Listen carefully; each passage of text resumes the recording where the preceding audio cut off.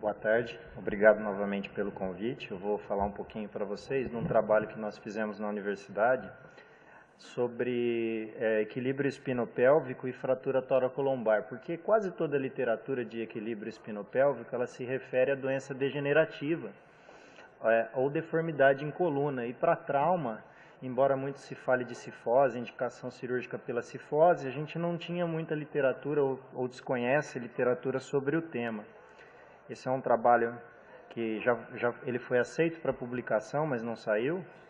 No delineamento, o Dr. Vaccaro, o Dr. Patel ajudaram bastante nós a delinearmos a pesquisa. Ele acho que está para sair agora em julho ou junho na revista International Spine Surgery.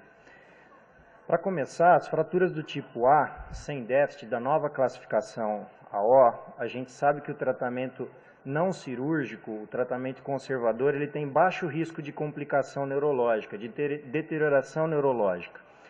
E, como eu expliquei, há poucos estudos que avaliam a relação do prognóstico desses pacientes com essas relações espinopélvicas. Então, nós delineamos um estudo dos pacientes que foram tratados para essas fraturas não cirurgicamente, se havia alguma correlação de parâmetros espinopélvicos, cifose torácica, lordose lombar, com o desfecho funcional. É um estudo retrospectivo, então são pacientes que tinham num banco de dados, esses pacientes foram reconvocados, tá? Desde que tivessem pelo menos 1 ano de segmento na instituição. Então ele tinha que ter pelo menos 1 ano da fratura, eles foram convocados para fazer uma radiografia panorâmica, com posição standard, e mensuração da incidência pélvica, do pelvic tilt, do equilíbrio sagital, da lordose lombar, da cifose torácica. Nós também mensuramos a lordose do segmento acometido pela fratura e a compressão do canal. E as medidas funcionais avaliadas foram se o paciente estava trabalhando, a escala visual média da dor, o SF36 e o ODI.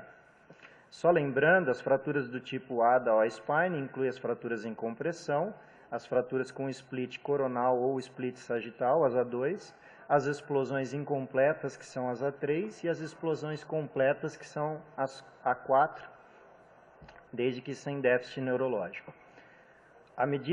O equilíbrio sagital foi avaliado com a linha de prumo de C7 com a região posterior do sacro. A incidência pélvica foi mensurada conforme nosso desenho aqui, o ponto médio do sacro com a cabeça do trocânter. Foi-se avaliada a lordose lombar, foi-se avaliada a cifose torácica com T5 a T12, a mensuração do ângulo de Cobb, e nós também medimos segmentalmente a lordose do segmento da uma vértebra acima e uma vértebra abaixo. Perdemos muitos pacientes porque esses pacientes muitos são de fora, com trauma, e não tinham 1 ano de segmento, mas nós conseguimos fazer a avaliação de 22, a grande maioria adultos.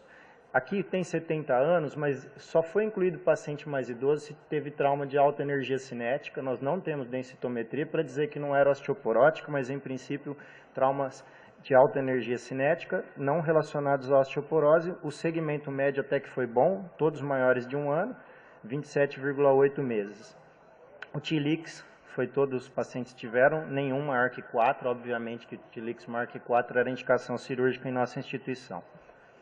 Como os resultados, a maior parte desses pacientes tinha dor substancial, na média reportaram uma dor de 4,6 pontos. O ODI é maior que 20%, então o ODI médio de 24,4, então significa uma disfunção moderada. O SF36 também não era baixo, então não era alto, então significa que esses pacientes tinham disfunção moderada também. Quase 30% não voltou a trabalhar com uma fratura do tipo A, é uma coisa que a gente ficou meio até surpreso. Um desses pacientes não voltou porque ele fez fraturas em membro inferior, mas achamos uma taxa relativamente alta de pacientes sem retorno ao trabalho. A maior parte, o maior nível acometido foi L1. Aqui são as medidas, né? Eu não vou entrar em detalhes, mas houve uma grande variação. E como é que a gente pensou em fazer análises estatísticas? A gente teve um professor de estatística para nos ajudar a pensar e colocar a avaliação de todas essas medidas com o prognóstico funcional. E aqui, desculpa, esse slide está meio fora. A maior parte das fraturas eram A1, isso é um problema do nosso trabalho, que tinha poucas fraturas em explosão, e mesmo assim eles foram poucas fraturas em explosão, muitas A1 e A2, e mesmo assim os pacientes tinham uma disfunção moderada, uma perda de função clínica, queixas importantes. Então, o que ele fez? O estatístico colocou todas essas variáveis em distribuição linear e a gente foi ver se tinha correlação. E, para nossa surpresa, em nenhum teste estatístico, nenhuma variável de equilíbrio sagital, nem de relação espinopélvica, teve correlação com as queixas dos pacientes, nem com a disfunção do ODI, nem com VAS, nem com SF36. A única coisa que nós achamos uma correlação, que achamos que foi ao acaso, é de compressão de canal, que foi avaliado só para as fraturas em explosão, e o SF mental, que, ou seja, não teve, a gente atribuiu isso a um achado estatístico e não a uma correlação. O teste não paramétrico de Kruskal-Wallis também, que ele mede essas dispersões e as correlações, nós fizemos vários, esses são os mais adequados para o nosso estudo, e nenhum dele teve correlação. A conclusão que os pacientes com fratura do tipo A, tratados não cirurgicamente, eles evoluem com uma incapacidade significativa, então talvez existam subgrupos desses pacientes com lesões supostamente estáveis que mereçam um tratamento adicional. Aqui nosso índice de não retorno ao trabalho foi muito alto, para a grande maioria de fratura em compressão do tipo A1, isso nos surpreendeu.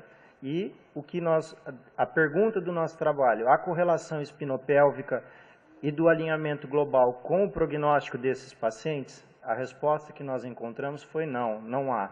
Obviamente que esse estudo é limitado porque muitas vezes alterações compensatórias individuais a gente não consegue mensurar avaliando a média e uma correlação estatística de todo o grupo. Mas a resposta que nós tivemos é que não teve relação nenhuma, diferentemente do que tem se dito para a doença degenerativa lombar e para a deformidade com essas medidas e o prognóstico dos pacientes. É só isso que eu tinha para falar. Obrigado.